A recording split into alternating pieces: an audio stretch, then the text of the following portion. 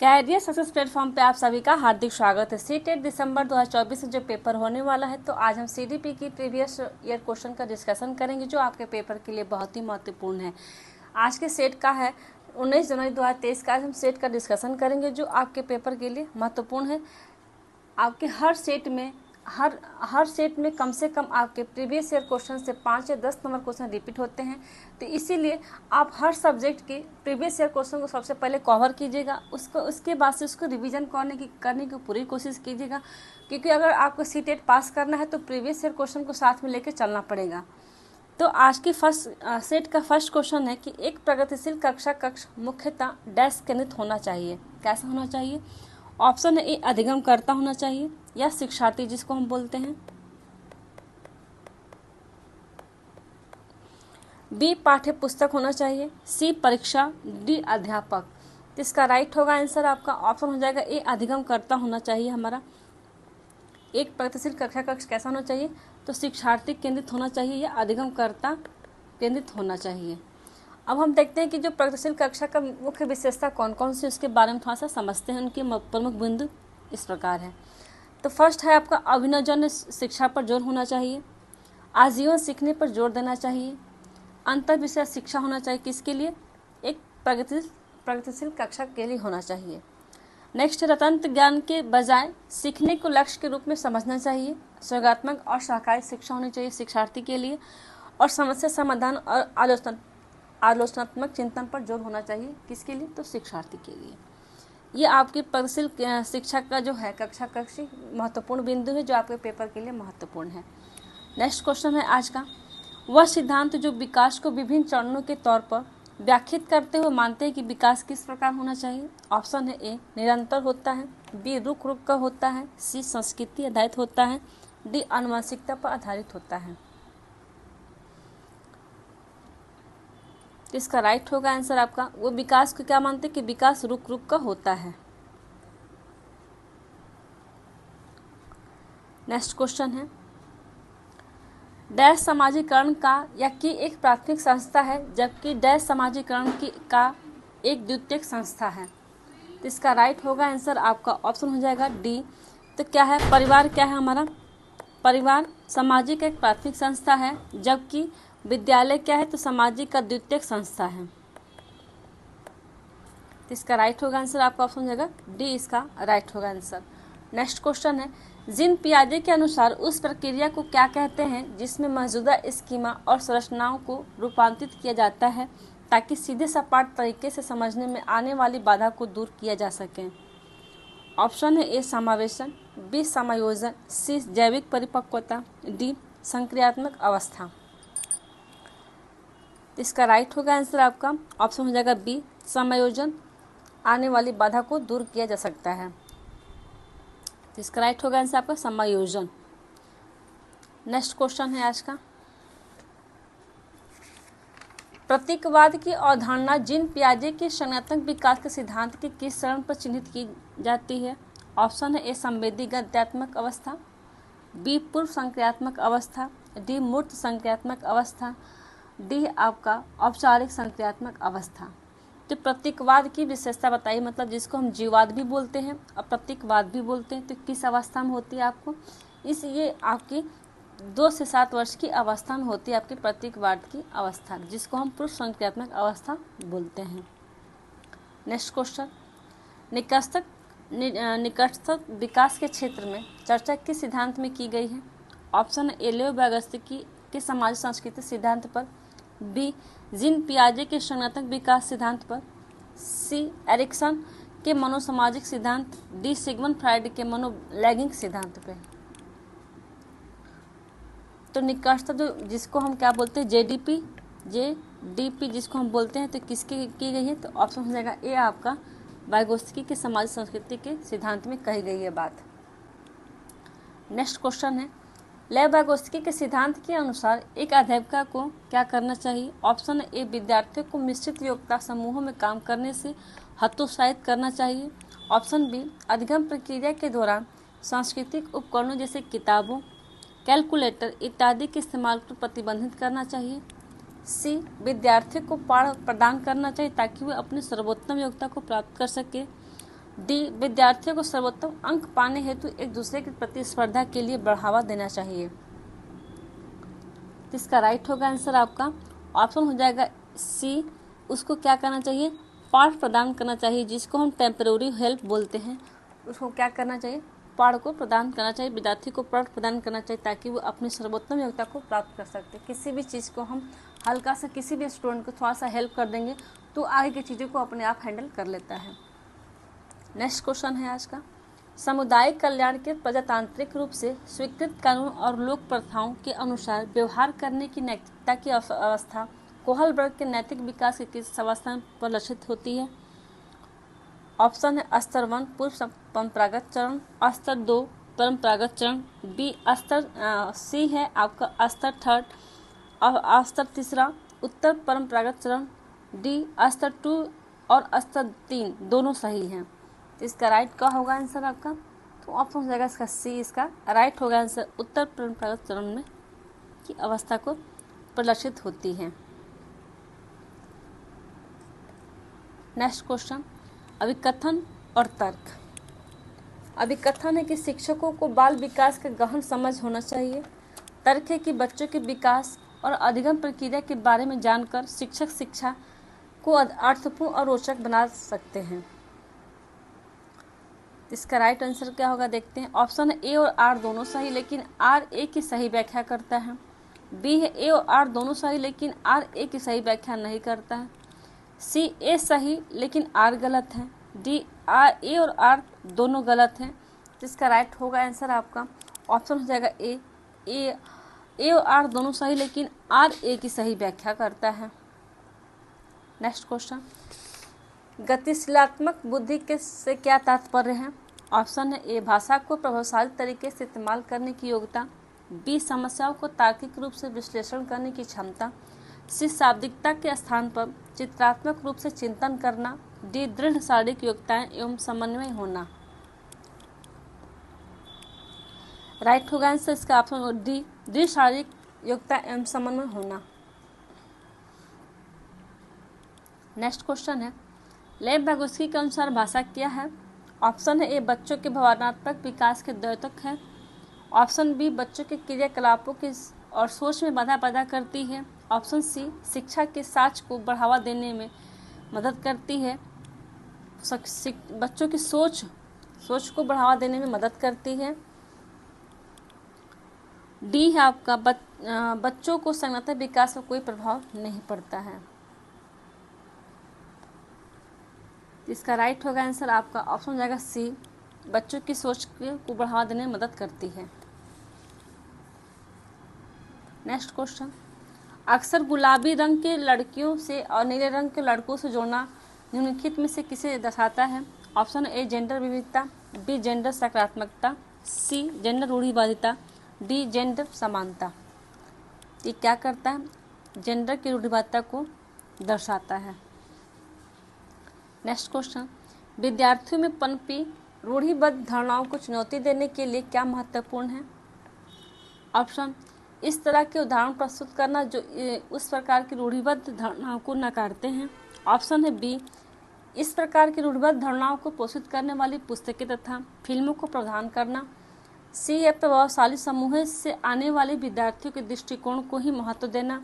D विविधता या और व्यक्तिगत भिन्नताओं से संबंधित चर्चाओं से बचना।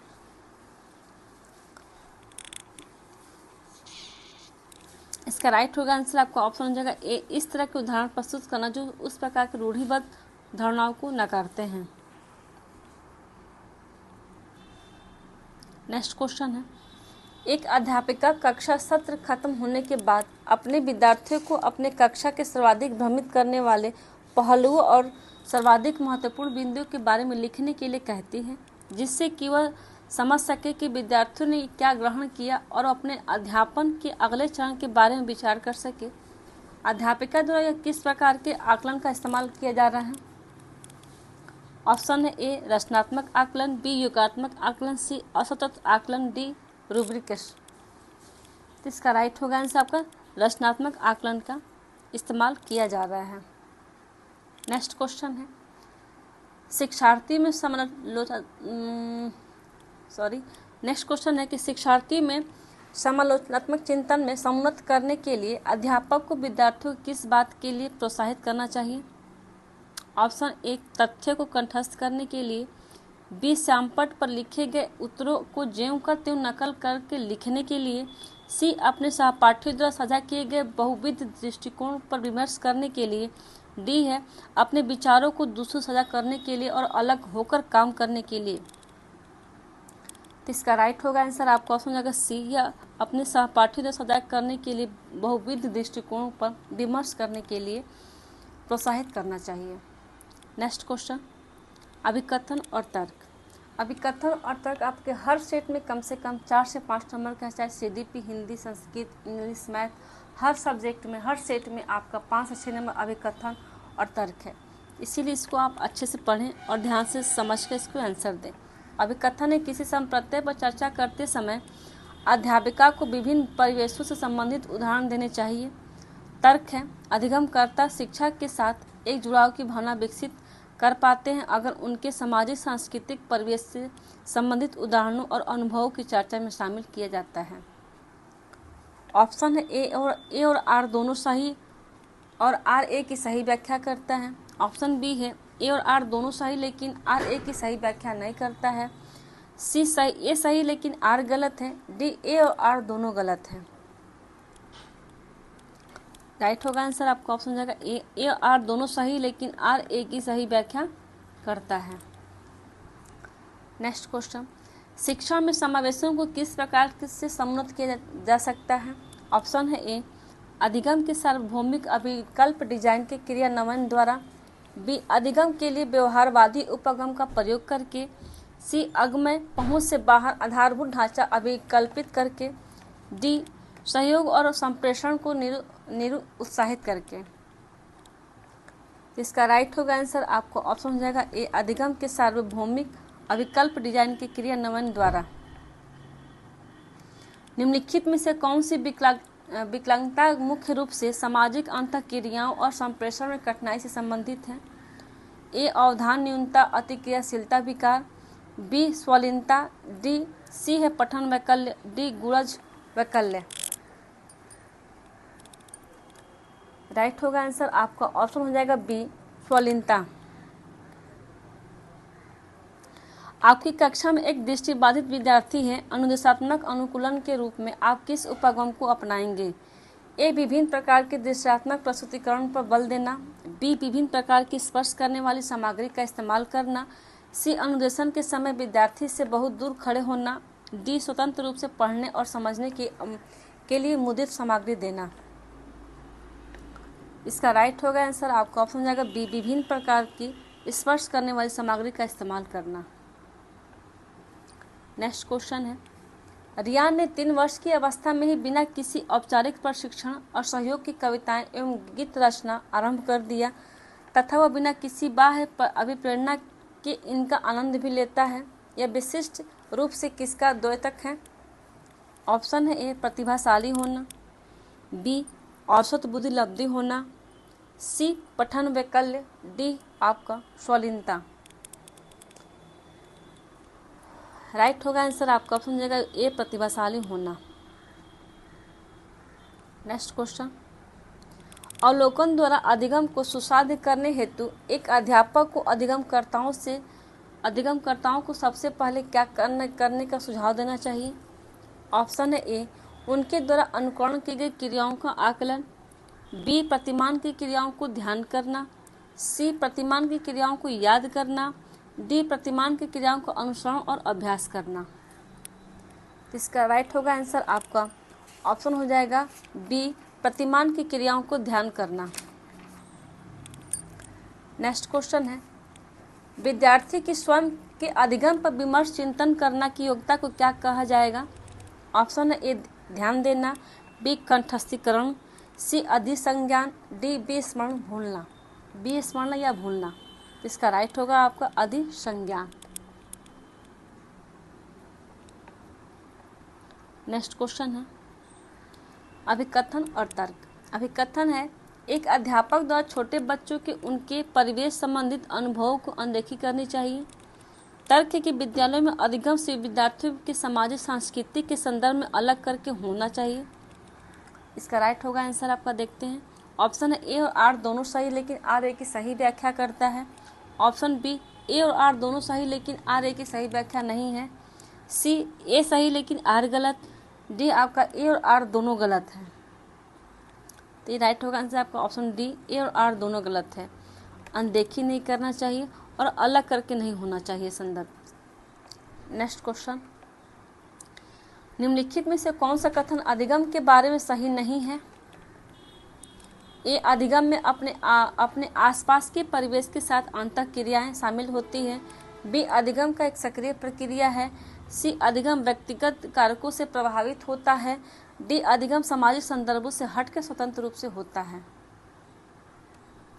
इसका राइट होगा आंसर आपका ऑप्शन हो जाएगा डी, अधिगम सामाजिक संदर्भों से हटकर स्वतंत्र रूप से होता है।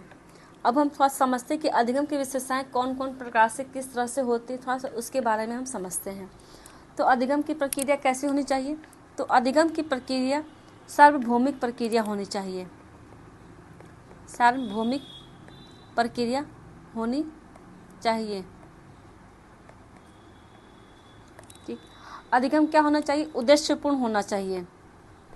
उद्देश्यपूर्ण भी होना, सार्वभौमिक प्रक्रिया होना चाहिए, उद्देश्यपूर्ण होना चाहिए और समायोजन भी होना चाहिए। अधिगम कैसा कैसा होना चाहिए? समायोजन भी होना चाहिए,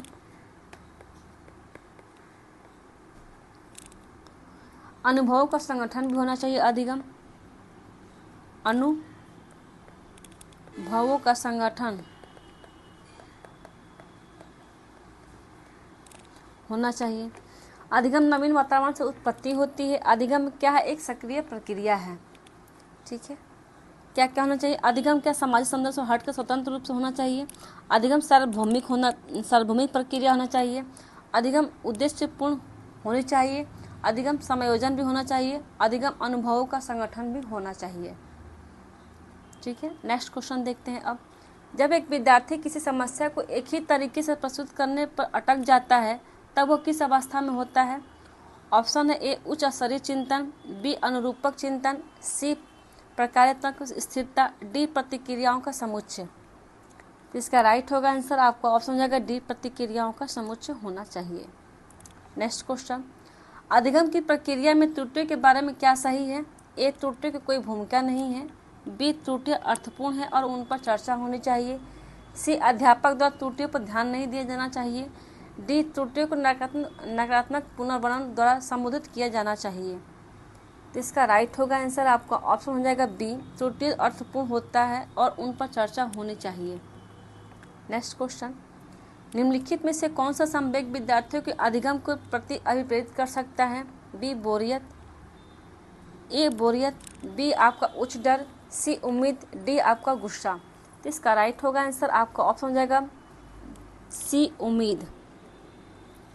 नेक्स्ट क्वेश्चन है, निम्नलिखित में से कौन सा कथन अभिप्रेरित शिक्षण की पहचान नहीं है? ए विद्यार्थियों बहुत से प्रश्न पूछते हैं। बी कक्षा में एकदम सन्नाटा यहाँ तक कि जब अनुभव साझा करने के लिए कहा जाए तब भी। सी आपका शिक्षार्थियों को अपनेपन का बोध। डी इसका क्या होगा आपका? डी इसमें इनमें से कोई नहीं, इसका है ऑप्शन इनमें से कोई नहीं। इसका राइट होगा आंसर आपका ऑप्शन जाएगा बी, कक्षा में एकदम सन्नाटा यहाँ तक कि जब अनुभव साझा करने के लिए कहा जाए तब भी। नेक्स्ट क्वेश्चन है, निम्नलिखित में से किसके द्वारा अधिगम में बाधा पहुंचाने की संभावना है? ए योग्यता के समृद्ध अध्यात्मक दृष्टिकोण पर विश्वास, बी विशिष्ट पहचानों के बारे में प्रचलित रूढ़िबद्ध धारणाओं को बढ़ावा देना, सी व्यक्तिगत रुचि और स्वतंत्रता को बढ़ावा देना, डी कक्षा में भय और अवरोधों को कम करना। तो इसका राइट होगा आंसर आपका ऑप्शन हो जाएगा बी, विशिष्ट पहचानों के बारे में प्रचलित रूढ़िबद्ध धारणाओं को बढ़ावा देना। नेक्स्ट क्वेश्चन है, अधिगम अधिक प्रभावशाली होगा यदि पढ़ाई जाने वाली विषय वस्तु कैसी होनी चाहिए? ऑप्शन ए विद्यार्थियों के सामाजिक सांस्कृतिक संदर्भों से संबंधित नहीं है। बी बहुत ही अमूर्त और जटिल है। सी संबंधित पृथक खंडों में प्रस्तुत की जाती है। डी बहुविध विधियों के माध्यम से प्रस्तुत की जाती है। तो इसका राइट होगा आंसर आपका ऑप्शन हो जाएगा डी, इसका राइट होगा कि बहुविध विधियों के माध्यम से प्रस्तुत की जाती है। आज का सेट यहीं समाप्त होता है। कल हम एक नया सेट के साथ आएंगे डिस्कशन करने। आप इस वीडियो को share and like and subscribe ज़रूर करें। Thank you.